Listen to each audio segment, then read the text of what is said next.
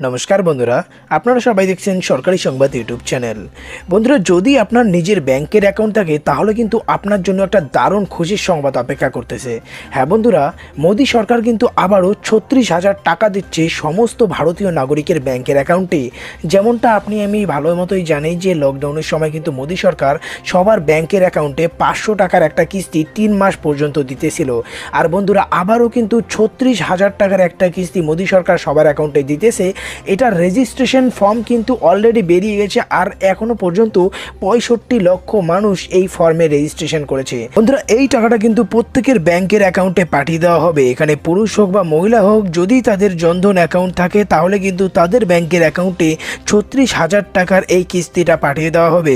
আর বন্ধুরা, একটা পরিবারে যতজন সদস্যের 18 বছর পূর্ণ হবে তারা কিন্তু সবাই এই যোজনায় অংশগ্রহণ করতে পারবে। বন্ধুরা, এই যোজনায় অংশগ্রহণ এবং এই টাকাটা পাওয়ার জন্য কিন্তু আপনাকে অবশ্যই 18 বছর পূর্ণ হতে হবে এবং 60 বছরের নিচে আপনার বয়স হতে হবে, তবেই কিন্তু আপনি এই যোজনায় অংশগ্রহণ করতে পারবেন।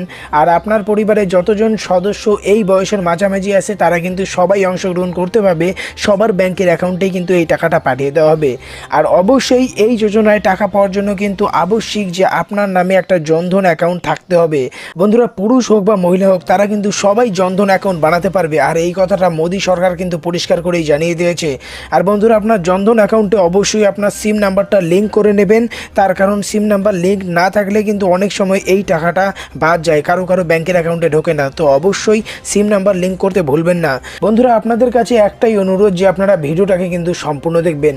সম্পূর্ণ দেখলেই কিন্তু বুঝে যাবেন যে এই যে 36,000 টাকা আছে এটা কিভাবে আপনার ব্যাংকের অ্যাকাউন্টে পাঠানো হবে আর আপনি কবে এই টাকাটাকে তুলতে পারবেন, সব কিছুই কিন্তু ভিডিওটাতে আপনি জানতে পারবেন।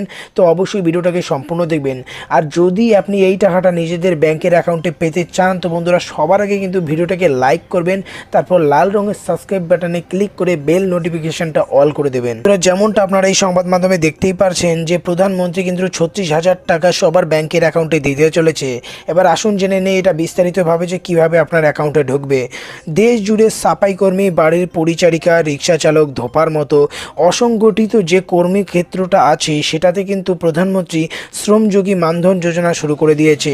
আর এই যোজনায় কিন্তু পরিষ্কার করেই বলে দেওয়া হয়েছে যে 18 বছর থেকে 60 বছরের মধ্যে যে কোনো ব্যক্তি কিন্তু এটাতে অংশগ্রহণ করতে পারবে। আর বন্ধুরা, এটাতে অংশগ্রহণ করার পরে কিন্তু আপনারা 36,000 টাকা বার্ষিক পেনশন হিসেবে পেতে চলেছেন। বন্ধুরা, এই যোজনায় আবেদন করার জন্য কিন্তু কেন্দ্র সরকার কিছু শর্ত রেখেছে, যেটার মধ্যে অন্যতম হচ্ছে যে আপনাকে কিন্তু 18 থেকে 40 বছরের মধ্যে বয়স রাখতে হবে।